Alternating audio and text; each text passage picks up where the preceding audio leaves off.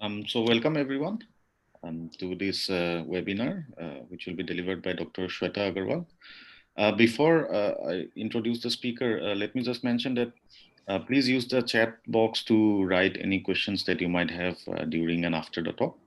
And I'll put it to the speaker as and when I get them. So it is my pleasure and my honor to introduce our speaker today, Dr. Shweta Agarwal of the Indian Institute of Technology, Madras. She's an associate professor there in the Department of Computer Science and Engineering. She did her PhD from the University of Texas at Austin in 2014, and then spent 2 years as a postdoc at the University of California, Los Angeles. She then moved to India and is now at IIT Madras. She has been conferred with the prestigious Swarna Jayanti Fellowship of 2018-19 by the Government of India. And her research interests lie in cryptography and information technology. And she cares very deeply about using technology to solve social problems. Thank you so much, Dr. Agarwal, for giving us your time. And you can go ahead now. Thanks, Manjul, for the introduction. Can everybody hear me? Yes, it is clear. Okay, so thanks for inviting me. I'm going to talk about post-quantum cryptography, challenges, opportunities, and beyond. I've tried to keep this talk at a high level, but I've also tried to include a little bit about the tools and techniques that we use mathematically, just to give you a flavor of the kind of work we do. Feel free to interrupt and ask me questions at any point. It's at a level where everybody should be able to follow. Okay, good. So let's get started then. So before I talk about post-quantum cryptography, I'd like to first just talk about cryptography. So what is cryptography? It's the art of secret keeping. And what do I mean by the art of secret keeping? Well, we'd like to hide your secrets for you, and we'd like to give some kind of strong mathematical guarantees that these secrets are indeed hidden. So what are the sorts of mathematical guarantees that we give here? Cryptography guarantees that breaking a crypto system is at least as hard as solving some difficult mathematical problem. And being a computer scientist, the way that we model this is via a reduction, as is shown in this picture. So we argue that a crypto system pi is secure by constructing some kind of algorithm, which we call a reduction B, which takes an instance of some hard problem X. It massages it into an instance of the crypto system, feeds this crypto system to the purported attacker, gets the break on this system from the attacker, and then massages it back into a solution to the original problem. Okay, so now if you expect this problem X to be very hard, then you can argue that this attacker A cannot exist, because if this attacker A existed, then the existence of the reduction B shows that the problem X is easy, which is a contradiction to our assumption. Okay, so these are the kinds of guarantees we give. But now here we have to be a little careful when we say the word difficult. So what does it mean when I say that the mathematical problem is difficult? In particular, for whom is it difficult? And this whom in cryptography is represented by the so-called cryptographic adversary, who is normally modeled as a classical computer. Okay, so the guarantee that we will give is that unless the adversary can solve the underlying hard problem, the attack will take, any attack will take more than the age of the universe, let's say, in CPU cycles. Okay, so this is the sort of guarantee that we give you. And because we talk, in terms of CPU cycles, we talk in terms of asymptotics, right? So it's really robust to the type of computer you use. It doesn't matter, is it a mobile or a laptop or a supercomputer, the guarantee is still going to be good no matter what computer you use. Okay, so this is the sort of guarantee that we have. But now the question that we're going to ask today is, what happens if this attacker is quantum? So instead of a classical computer, what happens if I model my adversary as a quantum computer? So let's talk very, very briefly about quantum computers. So these are really a fundamentally new paradigm of computing. Okay, and these are computers that use the laws of quantum rather than classical physics. So they are a lot more powerful. And at a very, very high level, what this notion allows you to do is it allows you to transform your memory, the memory of the computer, into a quantum superposition of all possible classical states. So if this doesn't make sense, don't worry too much about it. Just, very, very roughly what you should know is that, well, you already know that in a classical computer, a bit is either 0 or 1, right? So in a quantum computer, a bit need not be committed to either 0 or 1. It could kind of be both in some sense at the same time. So now if I have n bits, instead of just having, one possibility of this n bit string, I now get 2 to the n possibilities, right? Because every bit could be either 0 or 1 with some probability. So if I can perform a computation which somehow, parallelizes all these 2 to the n possibilities, then as you can imagine, I get an exponential speed up. And this is basically what happens with some problems using quantum computers. Okay, you can get exponential speed ups. And the bad news is that most current day cryptography relies on the hardness of certain problems which are actually broken by quantum computers. So these problems actually uh, they actually yield to the kind of exponential speed up that a quantum computer can offer. Okay, so basically most cryptography of today dies if you have quantum computers instead of classical ones.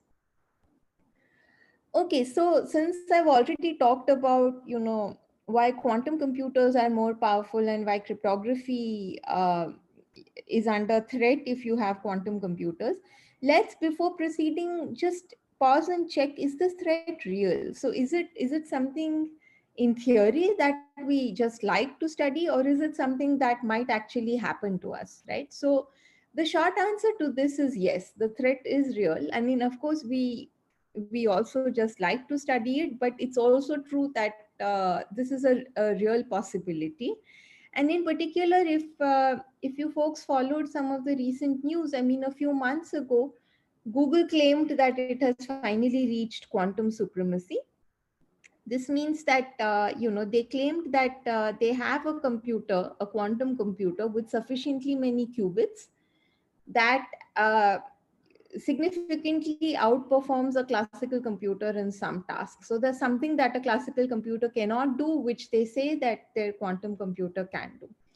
And even if you don't care too much about Google's quantum supremacy, this threat is sort of fairly widespread. So even before this particular news article, and I mean, there are lots of news articles around it, not just by Google, but also by other companies, governments, and so on, as you can imagine. But even aside from, these strides in building quantum computers that people have taken, there, even before that, this threat was fairly well acknowledged. So for instance, there, the National Institute of Standards and Technology in the US, they had already initiated a process to solicit, evaluate, and standardize one or more quantum resistant public key cryptography algorithms. Okay, so they've sort of been expecting this to happen, even sort of notwithstanding all these recent advances. So this is a well acknowledged threat, and there's been in general a significant global research effort to solve this problem. Okay, so now let me tell you a little bit about post-quantum cryptography. So as you can imagine, based on what I've said so far, the idea here is that you want to redesign cryptography to base its hardness, or the difficulty of breaking it. You want to base that on mathematical problems which do not get broken by quantum computers. Okay, so you want problems to which quantum computers offer no advantage. And in this realm of problems, the family of problems that are most interesting or most promising are problems in high dimensional lattices. So this is a picture of a lattice. It's just a grid, it's just a periodic arrangement of points. This is a two-dimensional lattice. In reality, we'll use maybe 500 or 1000 dimension lattices for designing our crypto systems. So as you can see here, you have two sets of basis vectors, v1, v2, or v1 prime, v2 prime. And all integer linear combinations of these basis vectors are going to generate the rest of the lattice points for you. Okay, and the sort of problem that we're going to be interested in, the problem that we conjecture to be hard here, is, for instance, one of them is the shortest vector problem. So how do I define this problem? So let's say that I give you a lattice represented by some basis. Okay, the question is, what is the shortest non-zero point in this lattice? Now this basis can be arbitrary. There are infinitely many bases to a lattice, and I can give you any one of them, and I can ask you, can you find the shortest vector in this lattice for me? And this problem is known to be NP hard. It's very, very hard. Okay, so we don't expect to solve it efficiently. So now let's look a little bit at cryptography from lattices. So what are we hoping to do here? So, well, one of the first things we should do, which we already hinted at before, is we should rebuild the cryptography that we know how to do. We should rebuild it from these post-quantum problems, right? So, build post-quantum versions of things that you already know how to do, like encryption schemes, digital signatures, so on and so forth. But what's even more exciting is that the mathematical structure of these lattices is so expressive and powerful. We're actually able to not only redo old things in a post quantum fashion, we're also able to build new functionalities that were not realizable before. So we get post quantum security and new functionality. And a caveat here is that this is currently at the cost of efficiency. Okay, so the main new application that I'll talk about in this work is that of encrypted computation. And a particular example that I'll touch upon is how to run medical research algorithms on data that is encrypted. Okay, so this is what I'll talk about. Are there any questions before I go forward? Not yet.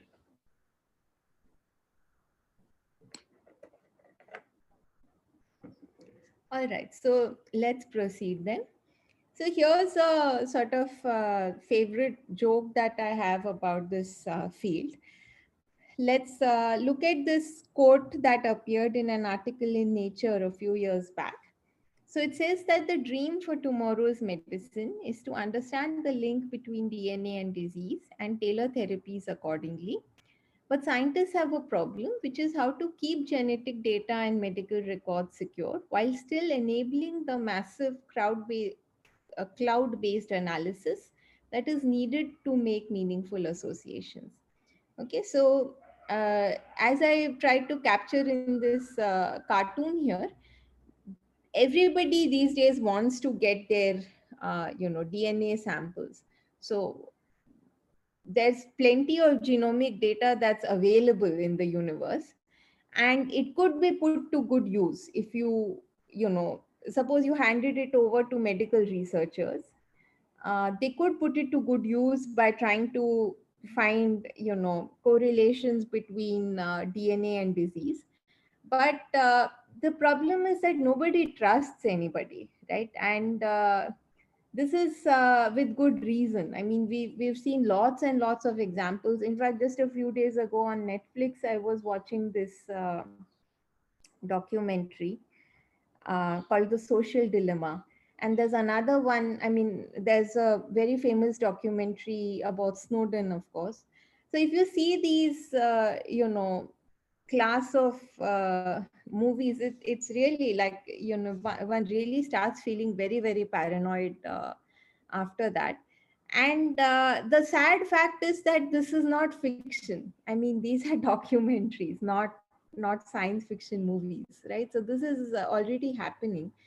And your data is basically out there, it's being sold. You don't really know what people are doing with it. There's all this terrible stuff that you must have read about elections being influenced using your data and stuff like that. So nobody really trusts anybody with their data. And DNA, I mean, genomic data is sort of the most personal thing that one could think of. So, whatever else you trust anyone with, I mean, genomic data is sort of very high in this, privacy meter. So this is a very good example. So because genomic data is, very, very private, but the application that you could do with it is sort of very, very noble, right? You could do personalized medicine, which I think everybody would want. So the question is, how do you bridge this? And being a cryptographer, obviously the question that I'm going to discuss with you is whether cryptography can solve this. And I'm not going to give you a binary answer to this. Okay, so I'll give you a quantum answer. So the answer is, in theory, yes, but we have really a long way to go before any of this can be practical and actually apply to the personalized medicine application that I showed you. Okay, so let's just look at what cryptography lets you do in this situation. So first, I'm going to argue for you that traditional cryptography, as you know it, does not really solve the problem. And then I'll tell you what new cryptography you can do to solve the problem. Okay, so let's first look at traditional crypto. So, public key encryption, how does it work? Well, every user has a public key and a private key. I give my public key, I publish it, I put it on my website, everybody can read it. And anybody who wants to send me a message can take my public key, encrypt the message using my public key and send me this message. And using my private key, I can decrypt it and read the message. And of course, the idea here is that unless somebody else gets their hands on my private key, nobody is going to be able to crack open this ciphertext, right? This is the idea. All right, so this already sounds quite cool. But for the applications that we've been talking about, it's easy to see that it does not really suffice. Okay, so secret keys here correspond to users. So if I want to do this medical research algorithms on genomic data, how am I going to do it? So first of all, am I going to encrypt this genomic data for each and every researcher? And then even suppose I do that, I mean, public key encryption gives you really all or nothing access, right? So if you have the secret key, you get everything. It's like it wasn't even encrypted. And if you don't have the secret key, you get nothing. So this all or nothing access is a problem because a person may be willing to participate in a study about something and may be okay with the results of the study being published, being public, but they don't want their personal data to become public, right? They don't want their personal data to be leaked. So how are we going to resolve this using encryption? Well, we're just going to define a more expressive version of encryption. So now what I'm going to do is that instead of having a secret key for a given user, I'm going to have a secret key for a given function. So just think of a Boolean function or an arithmetic function. Okay, for simplicity, you can think of, the sum function or the average function, something simple. And the ciphertext will again correspond to our data, right? So for instance, now if we have all of our genomic data encrypted, right, and somebody gives the secret key for, I don't know, the average of some field of this data, then what happens is that decryption will just recover that average and it will not recover anything else. So a more compelling example is that, if the function is the age distribution of people with lung cancer, let's say, and X is a particular user. So it doesn't sort of publicly reveal if you are likely to have lung cancer or not, but it sort of just reveals what is the finding of the study, right? So this is sort of what you want. Are there any questions about this? Not about this, but there was a question a few slides back. Do you Okay. want me to ask? Yeah. So how the messages are encrypted using lattice-based crypto system was the question. So this is not, it's not a one-line answer, right? So it will take, I'll have to show you a crypto system. And actually I do have a slide for that, but I doubt if we're going to manage to get so far. But yeah, there's no one-line answer. Okay, thank you. Yeah. Okay, so this sort of more expressive kind of encryption, we'll call it functional encryption. Okay, and I think that since I'm already about midway through my talk, I'm going to skip through this another example that I had and go further. Okay, so hopefully at this point you're all convinced that we need more sophisticated ways of doing encryption. And ideally we want those ways to be post quantum secure. So now I'll try to give you a little bit of the flavor of the tools and techniques that we'll use to build these things. And then if we manage to do well in time, then towards the later part of the talk we can actually see a lattice based encryption scheme where you'll see how you can encrypt a message using lattices. Okay, but we have to get there slowly. So the main tool that I'll talk about is what we call lattice trapdoors. Okay, and before I tell you about lattice trapdoors, let me just tell you what trapdoor functions are. So here I want to generate a function with some trapdoor T. And let's say my function f, it maps a domain D to a range R. Okay, I want this function to be one way. It should be a one-way function, which means that if I give you f of x for some value x, it should be hard to recover x. Okay, so pictorially we can see it here. We have some x and we apply f to it and go to some y in the range. So it should be easy to compute f, but it should be hard to invert it. However, the existence of the trapdoor means that, or not only the existence, but the possession of the trapdoor should allow you to invert this function. So if you have the trapdoor, you can invert it, otherwise you cannot. Okay, this is roughly the idea. And we're going to try to construct trapdoor functions from a couple of lattice problems, and then we'll use them to build encryption. Okay, so let's do that. So first, let me tell you about two problems that may not immediately look like lattice problems, but they are. So let me first define the problems and then we'll discuss why they are lattice problems. So here we'll see the short integer solution problem. It's called the SIS problem. So here you're given a fat matrix A, and the question is, can I find a vector X such that A times X is 0 mod Q? Okay, this is the question. So we're working over the finite field ZQ, and this is the statement. Now, in general, if I don't put any restrictions on X, then obviously this problem is easy to solve. Just use Gaussian elimination. But I'm going to make this problem hard by saying that this vector X, all its entries should be small. For simplicity, you can think of all the entries being binary. So I want you to find a binary vector X such that A times X is 0 mod Q. This is the question. Okay, and this is a lattice problem. So it's related to the short vector problem that I talked to you about earlier. Let me tell you about another problem. The second problem is called the learning with errors problem. So here the question is to distinguish noisy inner products from uniform elements in the space.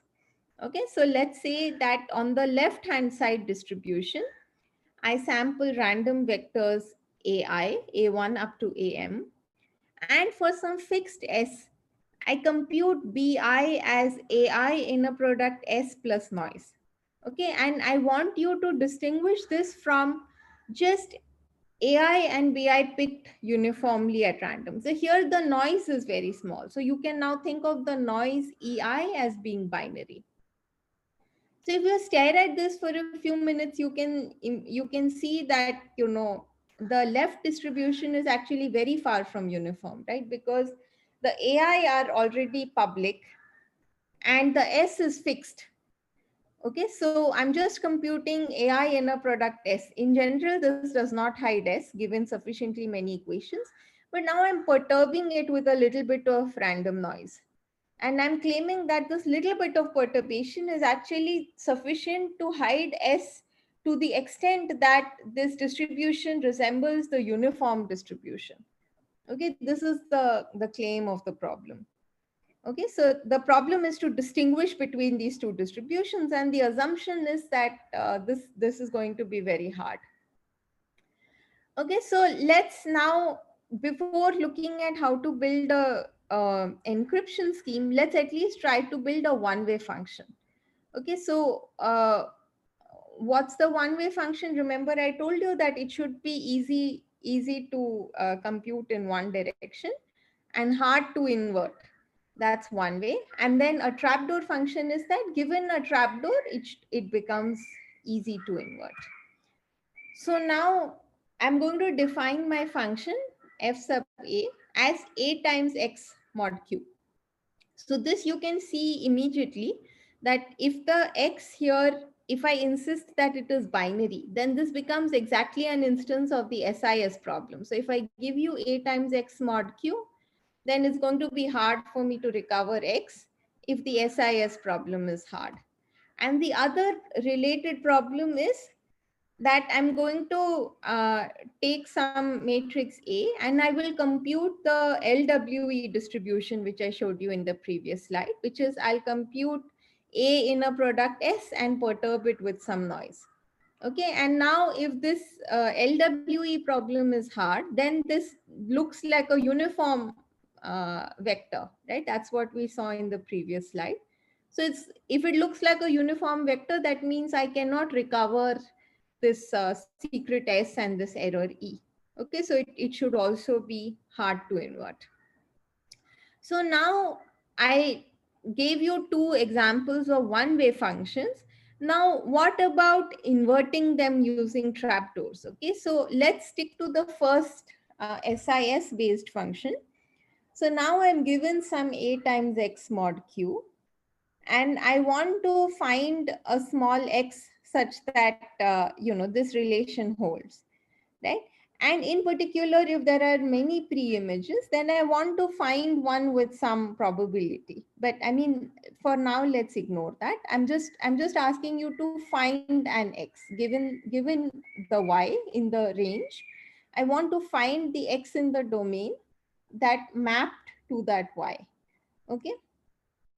So I'm going to want to construct these trapdoor functions so that I can generate x comma y in two ways. So one way is the forward way that, I take an x, I apply the f and I get y.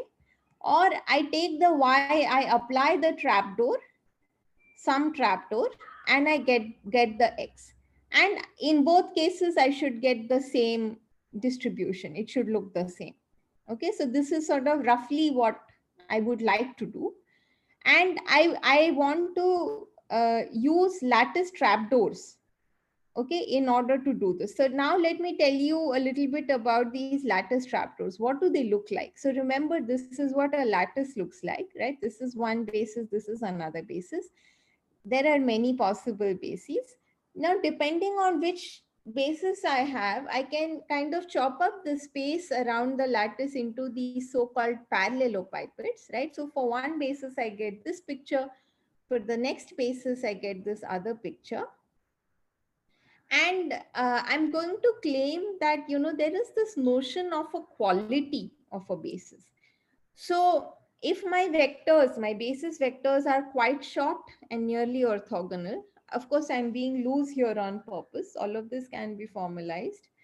Then I can use this basis to solve problems on lattices. So for instance, let's look at a very close relative of the shortest vector problem.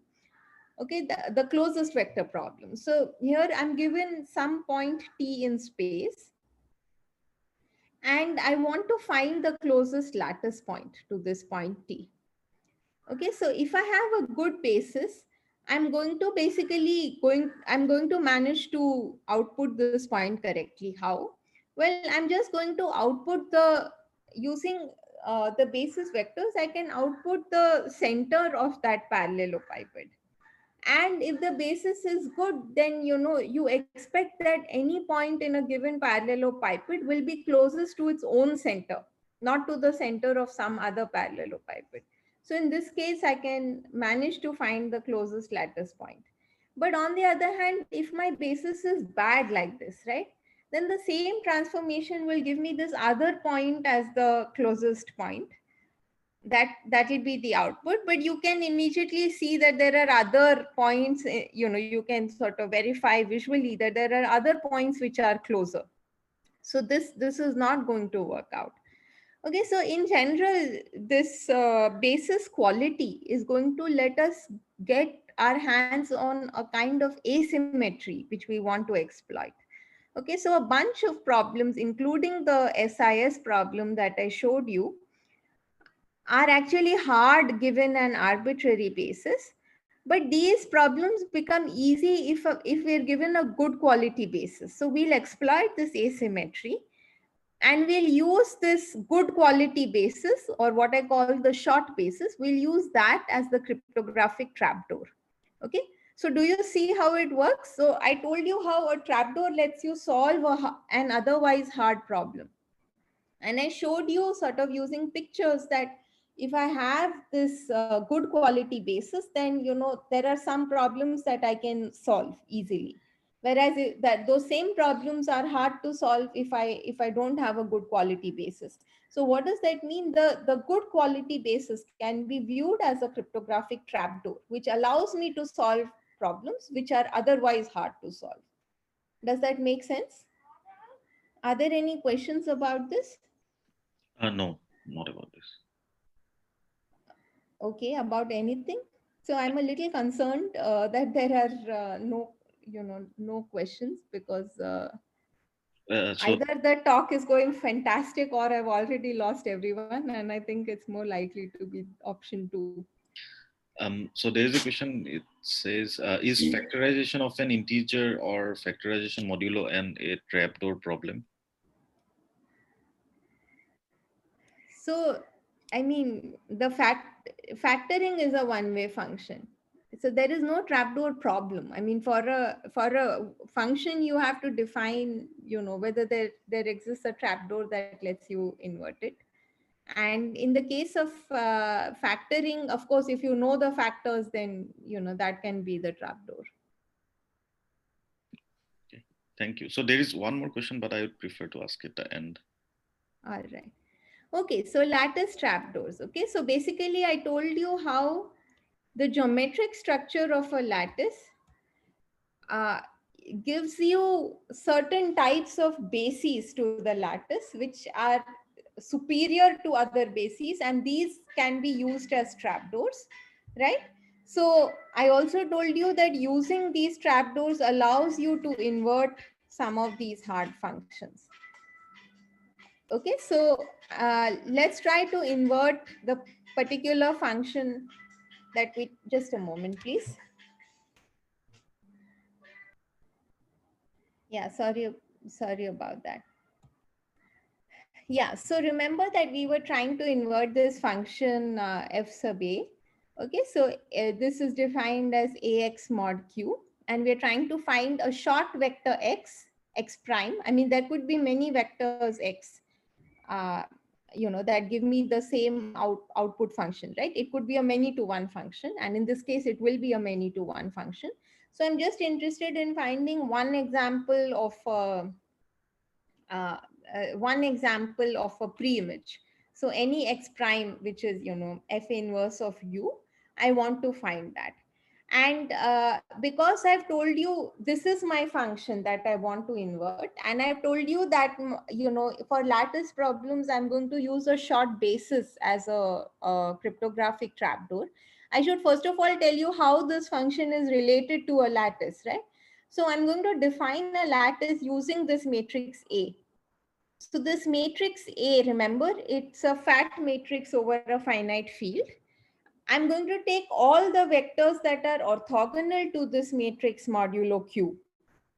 And I claim that this is a lattice. So this lambda here that you see, this is a lattice. And this is easy to verify because you can, add vectors and see that they're going to stay inside the lattice. So if I now give you a short basis for this particular lattice lambda, this in fact is going to let me sample from the pre-images of the value u that I want. Okay, so it will let me invert the function. Is that clear? Okay, so now let's see how I can use it to build public key encryption. Okay, so I already told you that, A is sort of public, it's given to me. And let me say that I also give you some vector u such that there is some short vector E that A times E is equal to U mod Q. Okay, so this is a small, it's sort of a shifted variant of the problem we've been talking about. So we were talking of A times E equal to 0 mod Q, but now this is A times E equal to U mod Q. It turns out the hardness does not change. So I'm going to keep this short vector E as my secret key and the public matrix A and U as the public key. Okay, so it looks roughly like that, right? And now how do I encrypt a message? So let's say that my message is a single bit. What will I do? I'll pick a random vector S. I'll compute the matrix vector product of A times S, and I'll perturb it with a little bit of noise. So remember, this is the LWE. It's an instance of LWE, right? So remember, I showed you this problem that, noisy inner products are indistinguishable from random. So I have this matrix vector product AS and I perturb it with some noise. And I also do the same thing with U. But in this vector, I add in this computation, I add in the message bit. So now how do I decrypt? I can compute the inner product of the secret key E with this vector C1. And what do I get? Sorry, with the vector C0. And what do I get? Well, I'm going to get E transpose A transpose S plus E transpose noise, correct? Now E transpose A transpose is nothing but A E transpose, which is equal to U transpose because of the algebraic relation that we have between them. And if I compute, so E transpose C0 will give me U transpose S here and E transpose noise here, right? And then if I subtract them, then this U transpose term goes away and I get left with just message plus noise. Do you agree? So now this message, let's say that it's a single bit and let's say that I'm going to scale this message. So I'm working over a finite field of, cardinality Q. Let's say that I scale it by Q over 2. So if it is 0, it remains as 0. If it is 1, it scales as Q over 2. So now if I have 0 plus noise, it's something small because this noise is small. And if I have Q over 2 plus noise, then it's something large because Q over 2 is large, right? So this enables me to recover the message bit by doing rounding.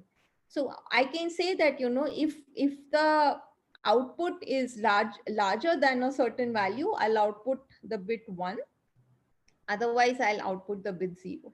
This is what decryption would look like. Now, why should this? Okay, so first of all, does it make sense that this works? So note that this it's really important that the E is small. Why? Because only when the E is small will E transpose noise continue to be small, right? If both are binary, let's say, then this resultant noise will also be small. You can bound its, its value.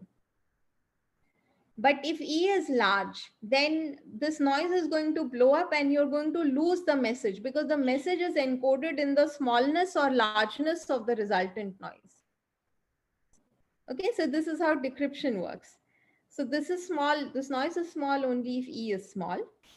And the message is hidden because we solved the learning with errors problem. So because we argued that this, noisy inner products are random, if U transpose S plus noise is indistinguishable from a random bit, then, random plus message, the distribution is still random.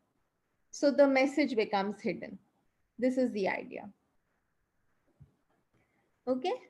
So yeah, so well, I guess I sort of already said some of these things.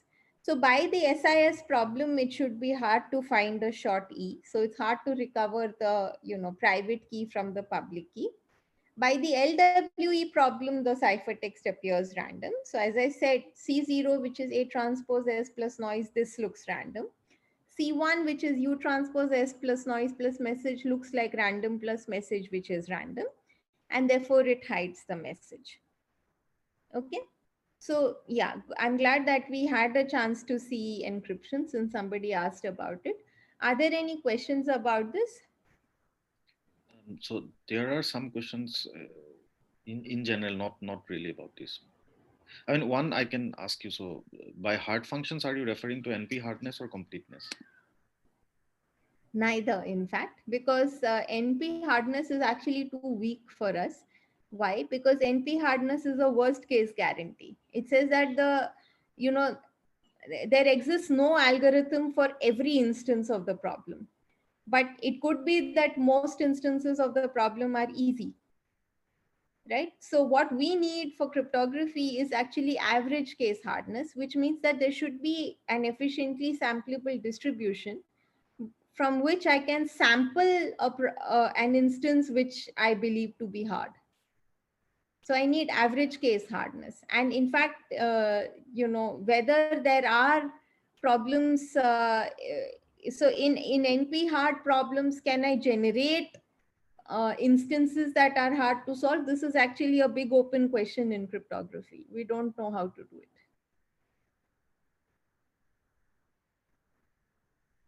Okay. Other questions?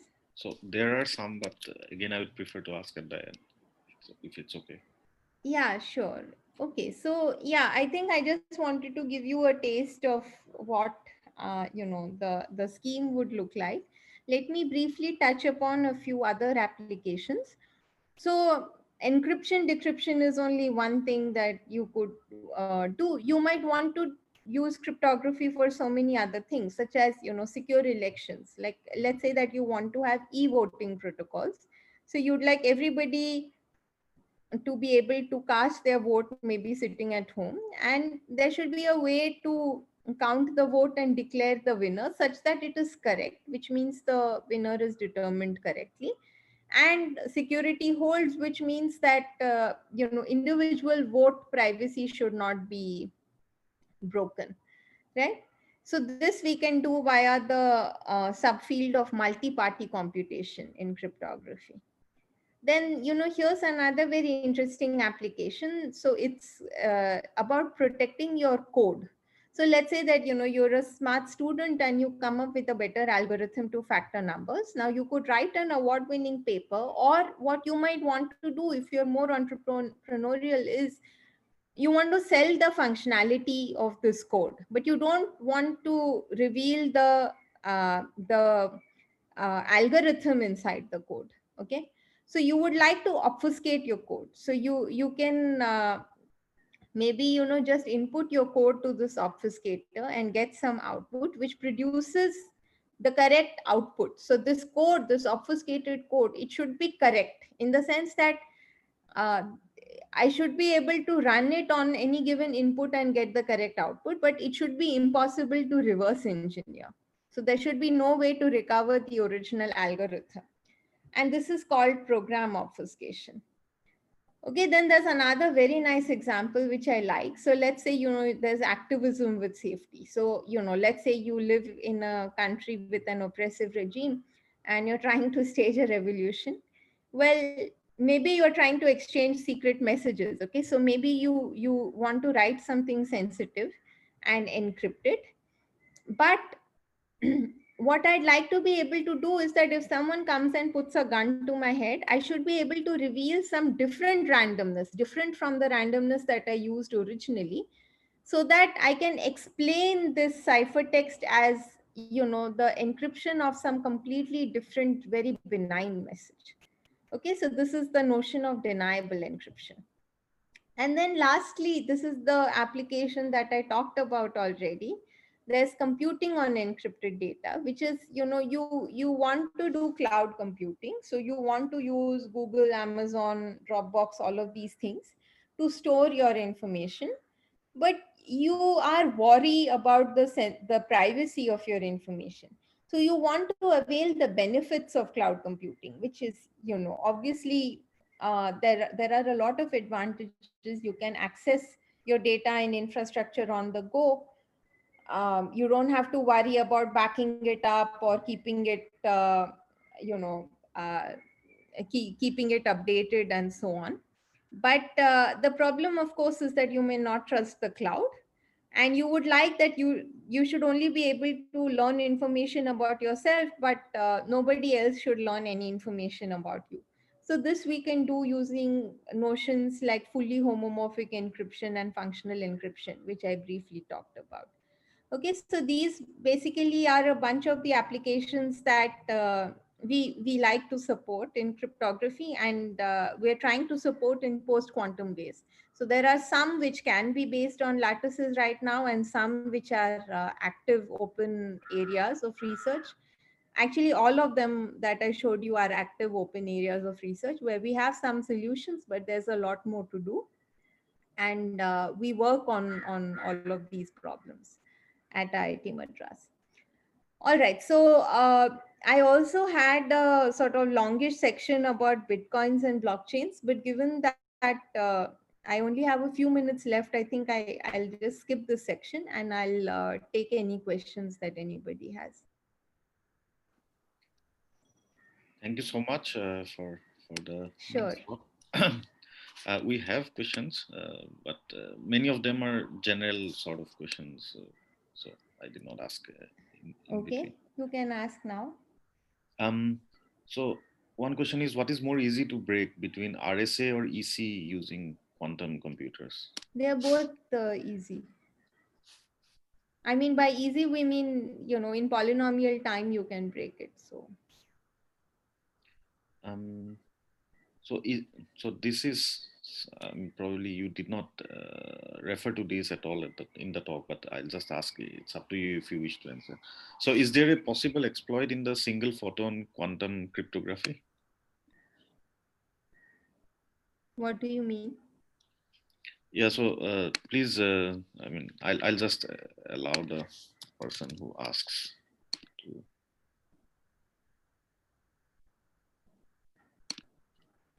Yeah, so I'm seeing the question on the chat. So what I talked about is not quantum cryptography at all. What I talked about is post-quantum cryptography, right? So I did not talk about how to use quantum computers or qubits to build cryptographic systems.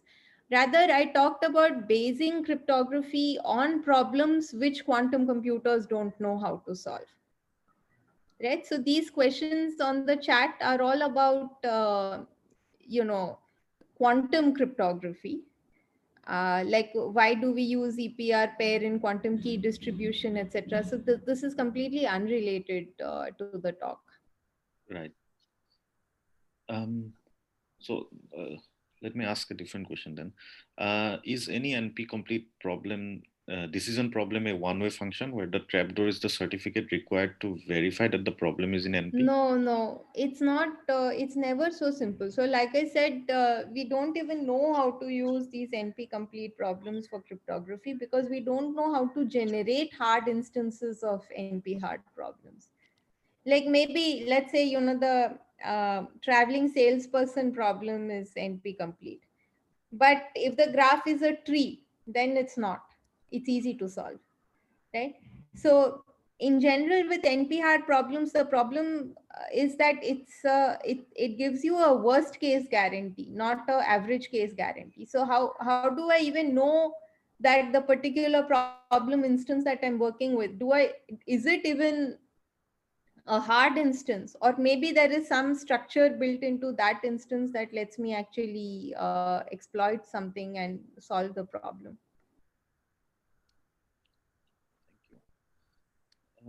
So, a general question. So, how much of information theory concepts such as Shannon entropy play a part in post-quantum cryptography?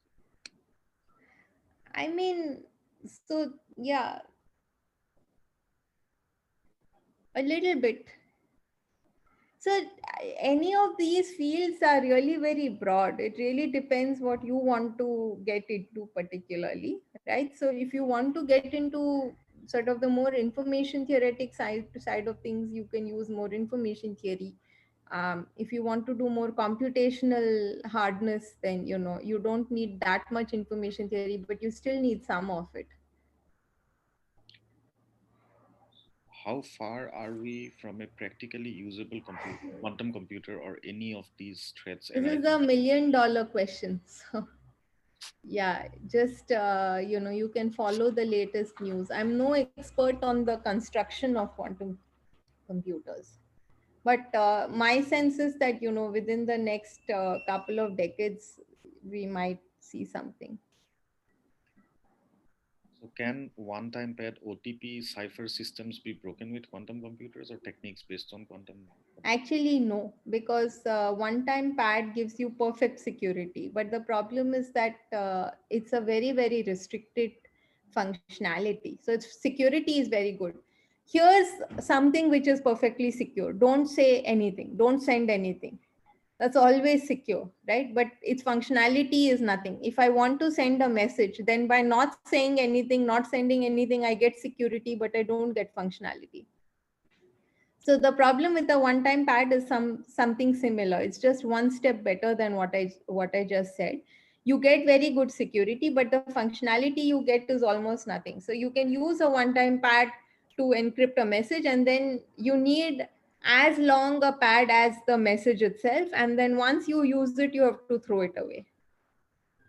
And the person at the other end also needs to know the one-time pad. So you have to meet that person and exchange that one-time pad. So at that point, for instance, if you already know what you want to say, then you could just exchange the message itself. So then there's no need to do any encryption. So with attempts on prime factorization on the go, do we have a backup plan if RSA faces a threat? RSA is broken already by quantum, right? So what I talked about is a backup plan. So there is one question about something that you mentioned. So why SVP is not solved by quantum computer? So this is again a very active research area. We don't know how to do it. So it's a lot of people have tried and we don't know how to do it. So somebody is asking, can you show what you wanted to say about Bitcoins? No, it would be another 40 minutes. Okay. So this talk I sequenced it into 2 parts, and depending on the amount of time I have, I do either one or both parts. So in 1 hour, we cannot do both parts.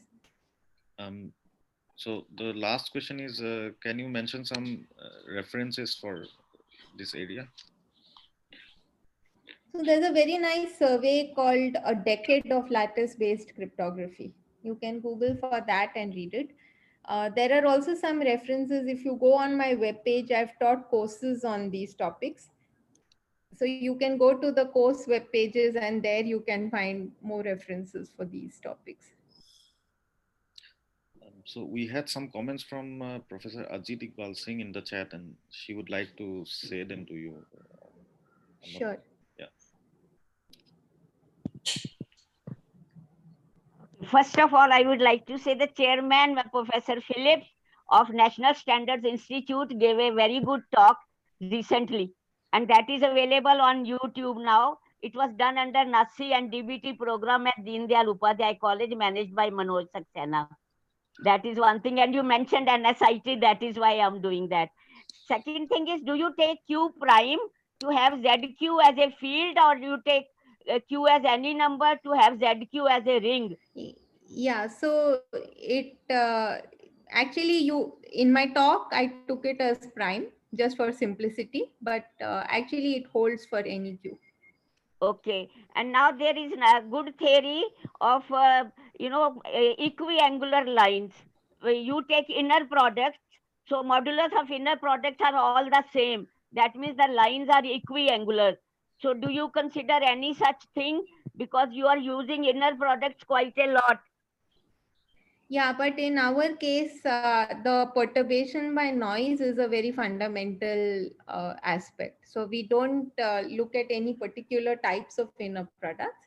We take the inner products of these random elements and we perturb it with some noise, and we can show that this is secure. Okay, you take two lines and then you take projections on them and take the products, then trace of that. That will be square of the modulus of inner products of the vectors. So these are called quantum overlaps. So there is good theory of unitary basis or basis of rank 1 projections, for which these angles are small in number. So your inner products will be small in number. So those numbers will get repeated. So that is why I wanted to bring this to your notice, or to the notice of the public. And even for ZQ, there is nice paper by Klappner and Rotler on monomial basis. These things are used in error correcting codes.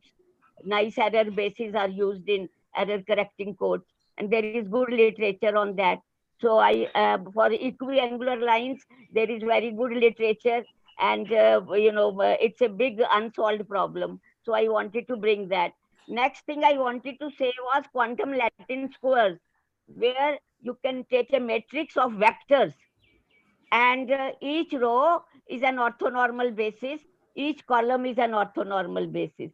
They are also used in constructing error correcting codes. So for your vectors, one can take those vectors and then take angles as small or inner products satisfying your properties. So I So wondered if actually, in the case of our particular problems, it's really important that we sample the vectors in the way that we do, because we need to show a reduction to the shortest vector problem. So we need to show that, for this distribution, if there is an algorithm that can solve this problem for this distribution, then that implies a solution to the shortest vector problem on the lattice.